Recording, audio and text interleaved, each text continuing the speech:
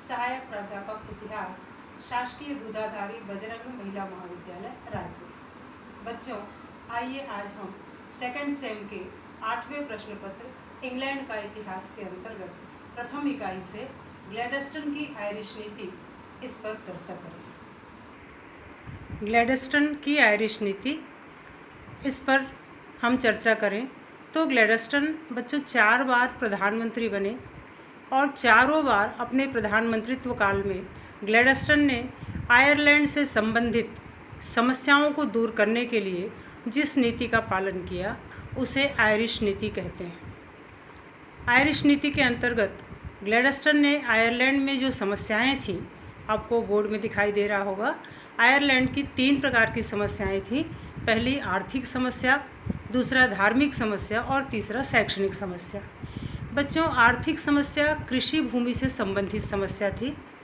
Ireland में जो कृषि भूमि थी उस पर इंग्लैंड के बड़े बड़े ज़मींदारों का अधिकार था और उस कृषि भूमि पर आयरलैंड के कृषकों का कार्य संपादित होता था, जिस पर ज़मींदारों की शोषणकारी नीतियाँ लागू होती थी और कृषक इन ज़मींदारों के शिकंजे में थे। इसलिए आयरलैंड के कृषकों में धीरे धीरे ज़मींदारों के खिलाफ आक्रोश बढ़ता जा रहा था। इसी तरह से धार्मिक समस्या भी थी। धार्मिक समस्या को आप देखेंगे तो आयरलैंड में जो जनता थी वो कैथोलिक धर्म को मानने वाली थी और आयरलैंड में जो चर्च था वो प्रोटेस्टेंट चर्च था। तो इस तरह से चर्च और जनता दोनों अलग अलग संप्रदाय को मानने वाले थे, तो धार्मिक मतभेद भी बहुत ज़्यादा व्याप्त था। इसी तरह से शैक्षणिक समस्या के रूप में आप देखें तो आयरलैंड में जो शिक्षा के केंद्र थे उसमें उच्च शिक्षण संस्थाओं का अभाव था और शिक्षा के क्षेत्र में जो भी सुविधाएं थी वो केवल प्रोटेस्टेंट चर्च के मानने वालों को मिलती थी और कैथोलिकों को किसी भी प्रकार की सुविधा प्राप्त नहीं थी। तो इस तरह से ये 3 समस्याएं आयरलैंड में थी और इन समस्याओं को दूर करने का प्रयास ग्लैडस्टन ने अपने प्रथम और द्वितीय मंत्रिमंडल के कार्यकाल में किया। आइए इन्हीं समस्याओं के निराकरण संबंधी ग्लैडस्टन के प्रयासों को देखें। तो ग्लैडस्टन ने अपने प्रथम प्रधानमंत्रिमंडल के काल में सबसे पहले आयरिश चर्च से संबंधित अधिनियम पारित किया 1869 में, और इस अधिनियम के द्वारा ग्लैडस्टन ने चर्च के राजनैतिक, धार्मिक और आर्थिक अधिकारों को नियंत्रित करने का प्रयास किया।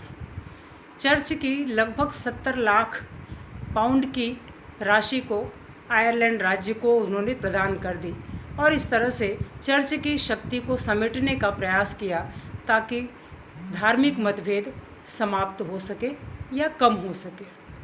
इसी क्रम में ग्लैडस्टन ने आयरिश विश्वविद्यालय विधेयक पारित किया 1873 में, जिसके द्वारा उसने डबलिन विश्वविद्यालय में कैथोलिकों और प्रोटेस्टेंटों दोनों ही संप्रदायों को समान सुविधाएं और समान अवसर प्रदान करने का प्रावधान रखा। तो इस तरह से तीनों समस्याओं को दूर करने के लिए 3 नियम प्रथम प्रधानमंत्रित्व काल में ग्लैडस्टन ने पारित किया और इसके बाद में जब दूसरी बार ग्लैडस्टन प्रधानमंत्री बने तो उन्होंने फिर से इन्हीं सुविधाओं को देने के लिए 1881 में भूमि अधिनियम पारित किया, जिसके तहत किसानों के ऊपर ज़मींदारों के नियंत्रण को कम करने का प्रयास किया। ज़मींदारों के नियंत्रण से किसानों को अलग कर उन्हें ज़मीन क्रय विक्रय का अधिकार प्रदान किया और भूमि अदालत के द्वारा कृषकों पर 15 वर्षीय लगान व्यवस्था निर्धारित की। कृषकों को ज़मीन बेचने का भी अधिकार दिया और यदि किसी कारण से कोई ज़मींदार कृषकों की भूमि को रखता है तो उसे मुआवजा देने का भी निर्धारित किया गया। कुछ दमनात्मक कानून भी ग्लैडस्टन ने पारित किए, क्योंकि इस समय तक आयरलैंड में जगह जगह इंग्लैंड के खिलाफ विद्रोह के स्वर गूंजने लगे थे और इन विद्रोहों को दबाने के लिए ग्लैडस्टन ने शस्त्र रखने पर आयरिश लोगों पर प्रतिबंध लागू किया और उनके विद्रोहों को दबाने के लिए विशेष अदालत की स्थापना की। तो इस तरह से दूसरे मंत्रिमंडल में ग्लैडस्टन ने कुछ सुधार भी किए और कुछ दमनकारी कानूनों के द्वारा आयरलैंड के विद्रोहों को दबाने का कार्य किया। आइए देखें तीसरे मंत्रिमंडल में ग्लैडस्टन ने एक बड़ा स्टेप लिया। आयरलैंड के जनता को स्वशासन का अधिकार या कहें औपनिवेशिक स्वशासन का अधिकार देने के लिए इंग्लैंड की संसद में 1886 में प्रथम गृह शासन विधेयक प्रस्तुत किया। इस गृह शासन विधेयक के अंतर्गत जो प्रावधान थे उनमें आयरलैंड की प्रशासनिक व्यवस्था का एक खाका हमको दिखाई देता है, जिसके अंतर्गत 2 सदनों वाली व्यवस्थापिका, उस व्यवस्थापिका में उच्च सदन में 103 सदस्य और निम्न सदन में 206 सदस्यों के सीटों का प्रावधान रखा गया। आयरलैंड की विदेश नीति और राजस्व नीति पर इंग्लैंड का नियंत्रण स्थापित करने की बात कही गई और किसी भी आयरिश को ब्रिटिश संसद में नहीं रखा जाएगा, यह भी तय किया गया। राजस्व संबंधी अधिकार आयरलैंड की संसद को दिए गए और यह तय किया गया कि किसी भी धार्मिक संस्थान को कोई भी आर्थिक मदद नहीं दी जाएगी, चाहे कैथोलिक हो चाहे प्रोटेस्टेंट।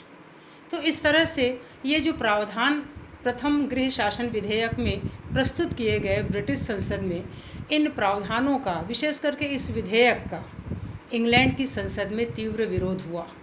इंग्लैंड की महारानी विक्टोरिया ने, सेलिसबरी ने, चर्चिल ने इस गृह शासन विधेयक को अस्वीकार कर दिया और कहा कि आयरलैंड को किसी भी प्रकार की स्वाधीनता नहीं दी जाएगी। तो इस तरह से यह अधिनियम, यह विधेयक अपने पहले ही स्वरूप में अस्वीकार कर दिया गया। परिणाम स्वरूप ग्लैडस्टन को इस मंत्रिमंडल से त्यागपत्र देना पड़ा। इसके बाद जब 1892 में ग्लैडस्टन फिर से प्रधानमंत्री बने तो उन्होंने फिर एक प्रयास किया और गृह शासन विधेयक के पहले के जो सारे प्रावधान थे उनमें एक प्रावधान और जोड़ा कि ब्रिटिश संसद में 80 आयरिश सदस्यों को प्रतिनिधित्व दिया जाएगा ताकि वे आयरलैंड की समस्याओं पर इंग्लैंड की संसद में चर्चा कर सकें। और इस तरह से प्रथम गृह शासन विधेयक के प्रावधान और द्वितीय विधेयक के इस प्रावधान को मिलाकर यह विधेयक दूसरी बार इंग्लैंड की संसद में प्रस्तुत किया गया और इसे हाउस ऑफ कॉमन्स में स्वीकृति मिली। यह विधेयक पास हो गया, लेकिन हाउस ऑफ लॉर्ड्स के सारे सदस्यों ने इस विधेयक को अस्वीकार कर दिया। परिणाम स्वरूप ग्लैडस्टन का यह दूसरा प्रयास भी विफल रहा। तो बच्चों, आयरलैंड के प्रति ग्लैडस्टन की आयरिश नीति को आपने जितना देखा या समझा, इसमें आप ये निष्कर्ष निकाल सकते हैं कि ग्लैडस्टन ने अपने चारों मंत्रिमंडल के कालों में आयरलैंड की जितनी समस्याएं थी उन समस्याओं को दूर करने का प्रयास किया। उनकी समस्याओं को दूर करने के लिए अनेकों कानून बनाए। शिक्षा के क्षेत्र में, धर्म व्यवस्था के क्षेत्र में, आर्थिक व्यवस्था के क्षेत्र में कानून बनाए गए। विरोधियों को दबाने के लिए दमनात्मक कानून बनाए गए। अदालतें स्थापित की गई और विद्रोहों को दबाया गया। तीसरे और चौथे मंत्रिमंडल में ग्लैडस्टन ने अपने बड़े स्टेप के तहत, एक बड़े प्रयास के तहत आयरलैंड को गृह शासन का अधिकार देने की नीति अपनाई और इस नीति के अंतर्गत ग्लैडस्टन ने गृह शासन के अधिकार आयरलैंड को प्रदान करने के लिए बहुत से प्रावधान के तहत एक विधेयक ब्रिटिश संसद में प्रस्तुत किया और उस विधेयक को सिरे से नकार दिया गया। परिणाम स्वरूप ग्लैडस्टन ने इसको अपनी प्रतिष्ठा का प्रश्न बना करके अपना त्यागपत्र भी दिया। ग्लैडस्टन की प्रसिद्धि आप देखिए कि ग्लैडस्टन 4 बार प्रधानमंत्री बना।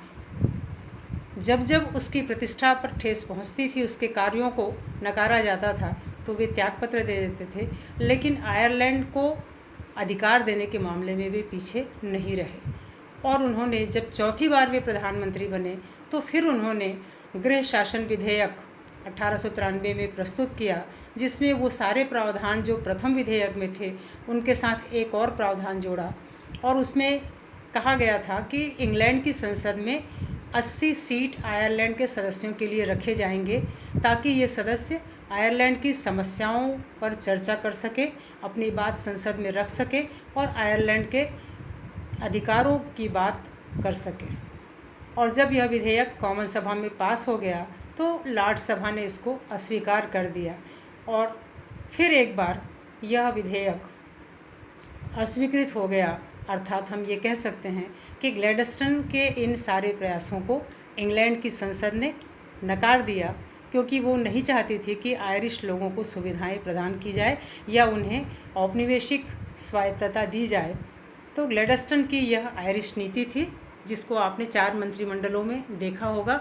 उनके प्रयासों के तहत सुधार, दमन, औपनिवेशिक स्वाधीनता, ये सारे प्रयास रहे, लेकिन इन प्रयासों को अस्वीकृति मिली, असफलता मिली और ग्लैडस्टन का यह मंत्रिमंडल 1893 में समाप्त हो गया। उसने अपने त्यागपत्र दे दिए और 15 महीने के पश्चात 1894 में ग्लैडस्टन की मृत्यु हुई।